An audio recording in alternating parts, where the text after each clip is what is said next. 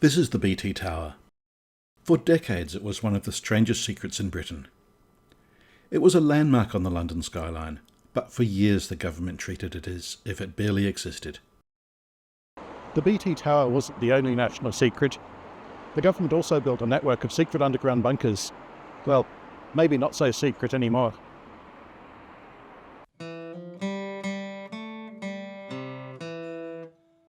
This is the secret nuclear bunker at Kelvedon Hatch.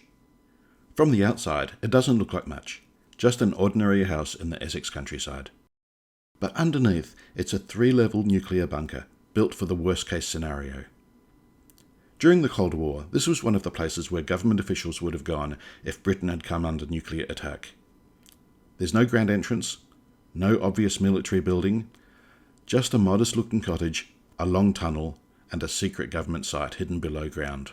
The Churchill War Rooms in London and the Western Approaches Museum in Liverpool are the most visited of these secret bunkers, but there are also some of the less known ones like the secret bunker in Kelvedon Hatch that you can go and visit.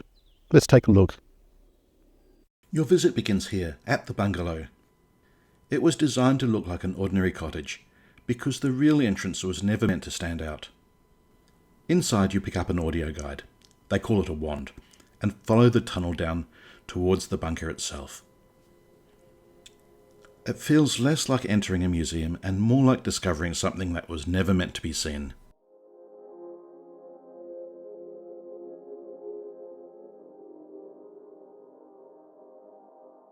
At the end of the tunnel, the visit takes you into the bunker itself. A 3-level underground site built to keep government and emergency staff operating after a nuclear attack. Much of the original communication equipment is still in place. Switchboards, radios, control desks. The United Kingdom was heavily attacked with nuclear weapons at 1 o'clock this afternoon.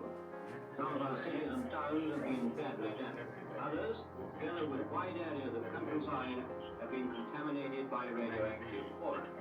You are ordered, wherever you are, wherever a black fallout warning is sounded, stay in your refuge rooms until you are told that you can come out. This order must be obeyed. Earlier this evening, This was never a shelter for the general public. It was a working government bunker intended to gather information from above ground and help coordinate a response from below. The operations room was the centre of that response. In the event of a nuclear attack, this is where staff would have gathered information, tracked the situation, and helped direct emergency planning across the region. It's one of the most interesting rooms in the bunker. It still has the feel of a place that was waiting for instructions. Further in, the visit shifts from command rooms to survival. There are dormitories, storage areas, and a medical room, spaces designed to keep hundreds of people alive and working underground. This wasn't built for comfort, it was built for continuity. The dormitory rooms are especially stark. They give a sense of how basic life would have been if the bunker had ever been used for its intended purpose. And with so many people expected to live and work here, even the corridors could have become sleeping areas. There's also a room set aside for the Prime Minister. It's not luxurious, but it does show the hierarchy built into the bunker. Even underground, some people are expected to have more privacy than others. The visitor experience here is very different from places like the Churchill War Rooms. It's less polished, a little rougher around the edges. Some displays feel old-fashioned, and the audio guide has a slightly homemade quality. But that's part of the appeal. Kelvedon Hatch doesn't feel like a slick attraction built around Cold War history. It feels like the Cold War was packed up, left underground, and quietly open to the public. That roughness gives the bunker a particular atmosphere.